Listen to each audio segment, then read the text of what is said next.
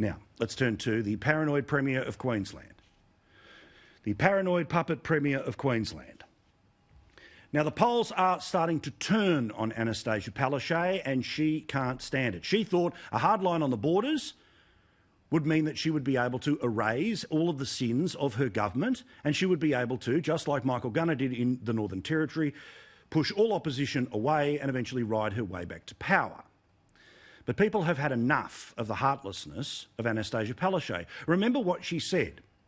When a woman on the far north coast of New South Wales that had no coronavirus around it was denied access to a Queensland hospital when she was fearing what would happen to one of the two twins inside her. She was forced to wait 15 hours because she was afraid of what the rigmarole would be at the border, and she eventually made it to hospital, and sadly one of those twin babies died. This was the Queensland Premier being heartless.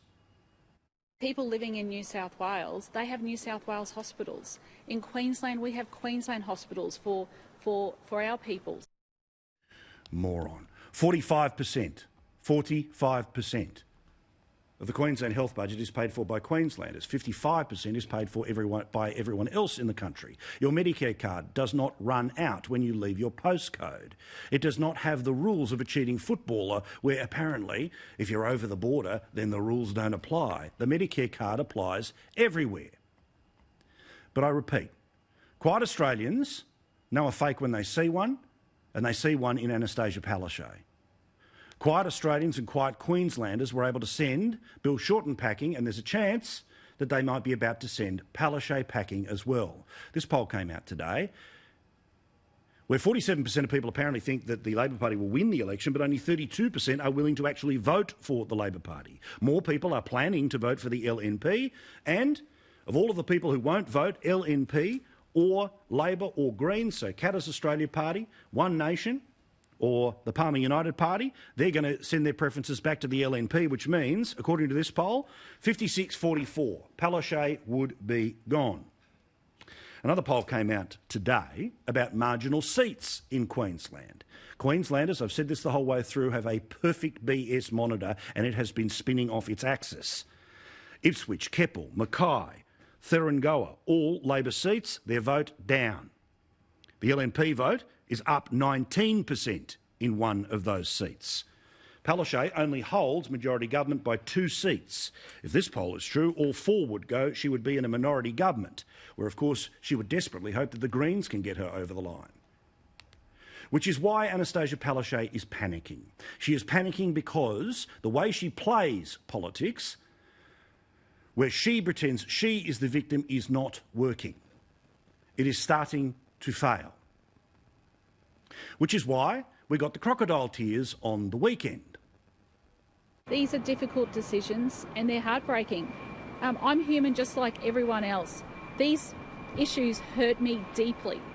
They hurt me deeply because during this pandemic I've lost loved ones as well. So I know exactly what people are going through. No, you don't. Because you wouldn't be barred from being able to go to a funeral if that person that you know has died in that state. The very outrage that people have is not that there are border controls. We're not talking about people going on holidays. We're talking about people being able to go to see their family members. As I said last week, as I will repeat every day for the next little while, Queenslanders now have changed from it being an external threat from dirty southerners to now your government is getting in the way of you being able to see your family members while you are sick, or after you have died, them being able to go to funerals. Right now, there is a woman who cannot attend the funeral of her son because she is sitting in hotel quarantine. That is why the mood has changed. But today, the lowest card in the deck was played by the AMA and the Chief Medical Officer. Apparently, she now needs police protection because of death threats. It's been quite toxic. Jeanette now has a couple of police who are outside her house who go with her everywhere. We've heard reports that you had death threats. Is that true? What sort of toll has it taken? It has taken an enormous toll on me, but then this has taken an enormous toll on nearly every single person in our community. Again, you are not the victim. The Premier is not the victim. The Deputy Premier is not the victim. I understand the need to make sure that people coming from hotspot areas are not going to be able to go into Queensland. But the nearest coronavirus case to the Queensland border in New South Wales is 464 kilometres away. There's 0 active cases in both the Northern Territory and South Australia. So to get to the nearest coronavirus case, you'd have to go to Perth, which is 4,369 kilometres away.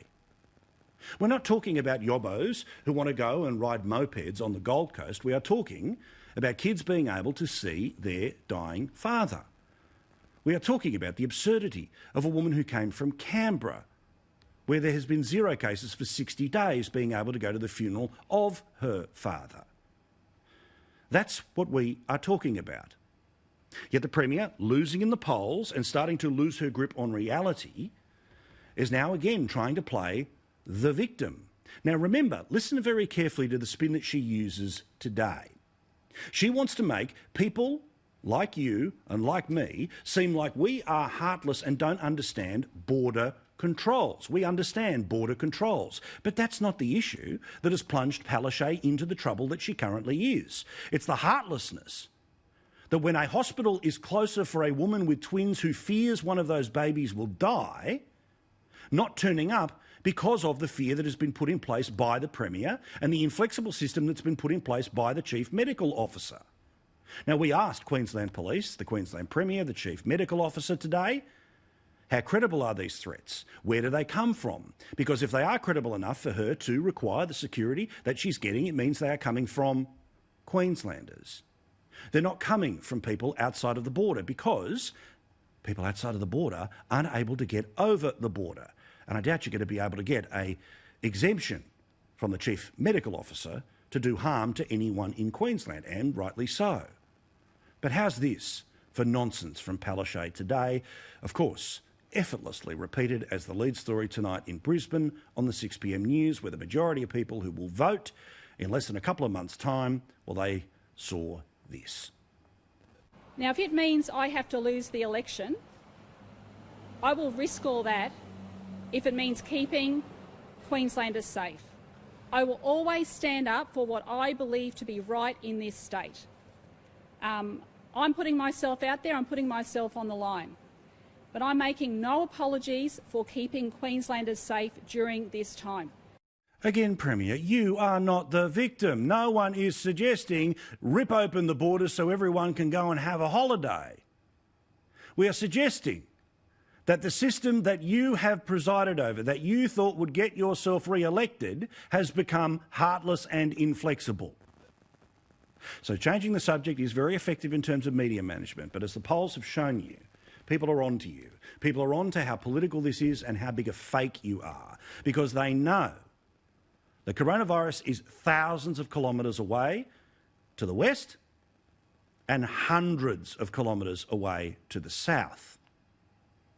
Perhaps one of the reasons why Annastacia Palaszczuk is not connecting with voters, why there is a chance that she could lose this election, is because of stories that have nothing to do with coronavirus, the ones she doesn't want to talk about, like gang crime that was happening at the front of a hospital where a man died. Or what about where crime in the north is so bad that now the local paper puts out data about which suburbs are the worst affected by crime? Queensland, applications for postal voting opened today. You have a decision to make. This Premier thinks you are a moron. This Premier thinks that she can scare you, and this Premier thinks that you don't know the difference between compassion and pig-headedness.